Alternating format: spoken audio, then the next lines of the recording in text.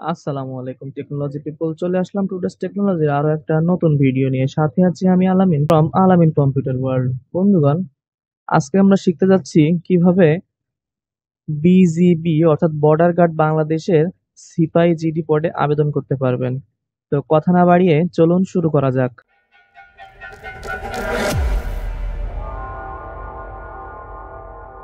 Border guard আবেদনের জন্য সর্বপ্রথম আমরা ব্রাউজারে গিয়ে লিখি জয়েন বিজিবি, লিখে জাস্ট এন্টার প্রেস করি। আর সুবিধার্থে আমরা ডেসক্রিপশন বক্সে লিংক দিয়ে দেবো। তো একটুখানি স্ক্রল করলে দেখতে পাচ্ছি সামরিক নিয়োগ বিজ্ঞপ্তির নিচে 103-এর একটা পদ আছে। তো এই পদের ওখানে ক্লিক করার পরে আমরা দেখতে পাচ্ছি বেশ কিছু লেখা। তো এই লেখাগুলো আমরা সুন্দর মতো পড়ে নেব। একটু স্ক্রল করলে আমরা নিচেই দেখতে পাচ্ছি সম্মত হন এবং আবেদন করুন। জাস্ট ওখানে ক্লিক করার পরে নিচেই এগিয়ে যান। এরপরে আমাদের বেশ কিছু অপশন আছে। আমি বলবো কি আপনারা চোখ বুজে এগুলোই হ্যাঁ করে দিবেন, কারণ এখানে যদি কোনো একটা না করে দেন তাহলে আপনি পরবর্তী ধাপে যাইতে পারবেন না। তবুও আপনাদের সুবিধার্থে আরো একবার আপনারা করে নিবেন। তবে আমার মতে আপনাদের পড়ার প্রয়োজন হবে না, আপনারা সব জাস্ট হ্যাঁ করে দিবেন। হ্যাঁ করে দেওয়ার পরে নিচে দেখেন যোগ্যতা পরীক্ষা নামে একটা অপশন আছে লাল কালির। তো এই লাল কালির যোগ্যতা পরীক্ষা অপশনে ক্লিক করার পরে আমার প্রার্থীর মোবাইল নাম্বার চাচ্ছে। তো প্রার্থীর মোবাইল নাম্বার দেওয়ার পরে আমরা নিচে ইমেল দিয়ে দিই। ইমেল দেওয়ার পরে যাচাই করুন বাটনে ক্লিক করি। যাচাই করুন আমরা দেখতে পাচ্ছি মোবাইলের 4 সংখ্যার একটা ওটিপি আছে। ওটিপি দিয়ে যাচাই করুন, আবার ক্লিক করি। আমাদের কাজ হয়ে গেছে। এখন আমরা রেজিস্ট্রেশন ইউজার আইডি এবং রেজিস্ট্রেশন একটা পাসওয়ার্ড পেয়েছি, অবশ্যই এটা আমরা কপি করে রাখবো। তো লগ ইন অপশনে যাওয়ার পরে আমরা ওই কপি করা ইউজার আইডি এবং পাসওয়ার্ড দিয়ে পুনরায় লগ ইন করে নিব। লগ ইন অপশনে ক্লিক করি, সেভ করে রাখি। আমাদের 72 ঘন্টা মতো সময় পাওয়া যাবে এটার আবেদন করার জন্য। এবার নিচে একটু স্ক্রল করলে আমরা দেখতে পাচ্ছি আবেদন করতে ফি প্রদান করুন। এখানে আমাদের 100 টাকা ফি প্রদান করতে হবে। তো আপনি বিকাশ, নগদ, রকেট যে কোনোর মাধ্যমে পেমেন্ট করতে পারেন। আমি বিকাশ থেকে করি। ট্যাপ করার পরে জাস্ট বিকাশ যে নাম্বারে আমার টাকা আছে আমি সেই নাম্বারটা জাস্ট এখানে প্রেস করি। তো আমি আমার বিকাশ অ্যাকাউন্ট নাম্বারটা দিয়ে দিচ্ছি। ডান পাশে কনফার্ম বাটন আছে, কনফার্ম বাটনে ক্লিক করি।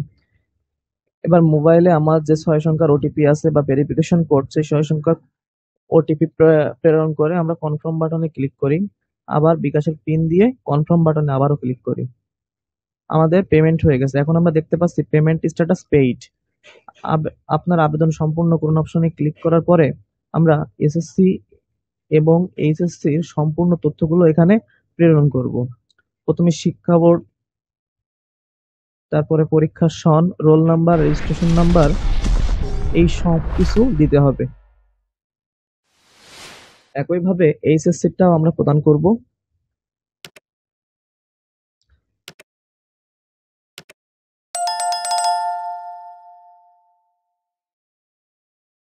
প্রেরণ করার পরে পরবর্তী ধাপে জানে ক্লিক করি। এখন আমরা দেখতে পাচ্ছি আমাদের কাজ মোটামুটি হয়ে গেছে। এখন আপনার ব্যক্তিগত তথ্য প্রদান করতে হবে। আপনার পিতা মাতা নিজের নাম সঠিক থাকলে পিতার পেশা দিবেন। পিতা মৃত কি জীবিত এটা সিলেক্ট করে দিবেন।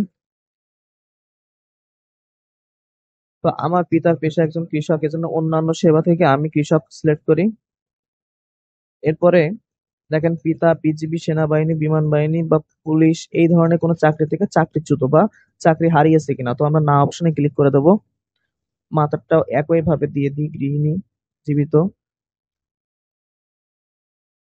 এরপরে আমরা দেখতে পাচ্ছি আপনি মাতা কোনো জায়গা থেকে চাকরিচ্যুত হয়েছে কিনা। প্রার্থীর আপন ভাই বোনের সংখ্যা যদি থাকে তাহলে আপনারা এখানে দিয়ে দিবেন। আমার যেহেতু নাই আমি 0 দিলাম। এরপরে আমার বর্তমান ঠিকানা ও স্থায়ী ঠিকানা প্রেরণ করতে হবে। তো বিভাগ, জেলা নির্বাচন, উপজেলা, থানা এবং পোস্ট কোড এগুলো দিলে আমাদের কাজ হয়ে যাবে। নিচে গ্রামটা অবশ্যই উল্লেখ করতে হবে, লিখে রাখতে হবে। সবকিছু প্রেজেন্ট অ্যাড্রেসে লেখার পরে পার্মানেন্ট অ্যাড্রেসের ডান পাশে আমরা দেখতে পাচ্ছি সেম অ্যাজ প্রেজেন্ট, অর্থাৎ বর্তমানের মতোই রয়েছে। এই কারণে আমি সেম অ্যাজ প্রেজেন্টে ক্লিক করে দিই। জাতীয় পরিচয়পত্র আছে কিনা, ওখানে হ্যাঁ দিয়ে জাতীয় পরিচয়পত্র নাম্বার এবং জন্ম নিবন্ধন নাম্বার দিয়ে দিবেন। এরপরে আমরা ছবিটা সুন্দর করে ক্রপ করে নেব। ওয়াইড দিবেন 600 পিক্সেল এবং হাইটও দিবেন 600 পিক্সেল দিয়ে ছবিটা জেপিইজি ভার্সনে সেভ করবেন। তো সেভ করে নিই। নিচে আমরা দেখতে পাচ্ছি ছবি প্রদান করুন, ব্রাউজ থেকে আমি ওই ছবিটা প্রেরণ করি।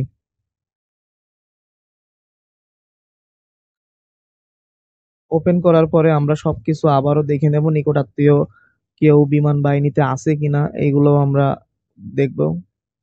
আমি চাকরি প্রত্যাশীর জন্য কোনো প্রকার অর্থ লেনদেন করছি কিনা, তো সবকিছু আরো একবার দেখে আমার প্রদানকৃত সমস্ত তথ্য সঠিক রয়েছে ক্লিক করুন, পরবর্তী ধাপে ক্লিক করে দিই। এরপরে একটু স্ক্রল করলে আমরা আমাদের সকল ইনফরমেশন কিন্তু দেখতে পাচ্ছি। তো সবকিছু যদি ঠিক থাকে তাহলে আপনি আপনার তথ্য জমা দিতে চান দিয়ে সাবমিট অপশনে ক্লিক করুন। বন্ধুগণ, দেখতে পাচ্ছি আমরা আমাদের আবেদনটি কিন্তু সঠিকভাবে করতে পেরেছি। Congratulation, your application successfully completed, অর্থাৎ আমাদের আবেদন হয়ে গেছে। এখন আমাদের পরীক্ষার ডেট দিলে মোবাইলে এসএমএস আসবে। ওই ইউজার আইডি এবং পাসওয়ার্ড অবশ্যই যত্ন সহকারে রাখবেন। ওই ইউজার আইডি পাসওয়ার্ড দিয়ে আপনি অ্যাডমিট কার্ড ডাউনলোড করতে পারবেন। বন্ধুগণ, এই ছিল আজকের ভিডিও। ভিডিওটি ভালো লাগলে কমেন্টে আপনার মতামত জানাতে পারেন, সাবস্ক্রাইব করে পরবর্তী ভিডিওর অপেক্ষা করতে পারেন। তো এই ছিল আজকের ভিডিও। সবাই ভালো থাকবেন, সুস্থ থাকবেন এই আশাবাদ ব্যক্ত করে আজকের মতো ভিডিও শেষ করছি। আসসালামু আলাইকুম ওয়া রাহমাতুল্লাহি ওয়া বারাকাতুহু।